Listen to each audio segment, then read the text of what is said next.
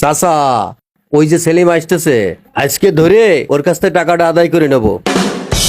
তুই টাকা আদায় করতে পারবি ওর কাছে? আগেও ও 3-4 জনের কাছে টাকা নেছে, কেউ ওর কাছে টাকা আদায় করতে পারনি। আর তুই টাকা করছিস ওর কাছে, তুই টাকা আদায় করতে পারিস? ও আরো কয়েকবার করে তোর কি করলো? আদায় করতে পারছিস একবারও টাকা? চাচা, আজকে তুমি রয়েছ না, একটা শেষ সিটটা চালাই দেখি। তাহলে ডাক দে, দেখ ভয় পেলে হবে না বলো। ধরতে হলে জাবদা করে ধরতে হবে ওর। আচ্ছা দাঁড়াও, আমি ওরে ডাক দিচ্ছি। আজকে কিন্তু তুমি আমার সাথে থাকবা। আচ্ছা ঠিক আছে, তুই ডাক। চাচা তাহলে ডাকলাম। এই সেলিম, এদিকে আয়।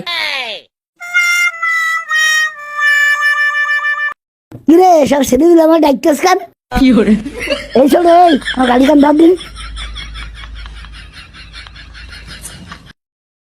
আচ্ছা, তুই আমার টাকাটা দিবি না? টাকাটা নিয়ে কতদিন ঘুরবি? কিসের টাকা? এই তুই আমার কাছে কিসের টাকা পাবি? চাচা দেখিছেন, তাহলে দেখিছেন আপনি জায়গায় চোখ পাল্টি দিচ্ছে। আমি তো কি বললাম কি, ও এরকম কত রাতে নেছে জানিস? ও চাচা, তোমার কিন্তু কথাবার্তা হচ্ছে না, কথাবার্তা একটু ভাস করে কয়ে কিন্তু। কথাবার্তা ভাস্কির মানে কেন? তোর কাছে টাকা পয়সা পাবে না?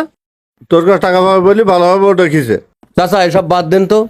এই সেলিম, তোর ভালোই ভালোই করছি, তুই আমার টাকাটা দে তো। এই ভালোই ভালোই মানে কি করতে যাচ্ছিস তুই?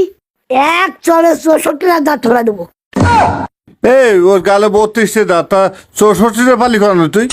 আমি জানি তুমি ওর পক্ষে কথা কবা, এই জন্যই তোমার সহ হিসেব করেছি।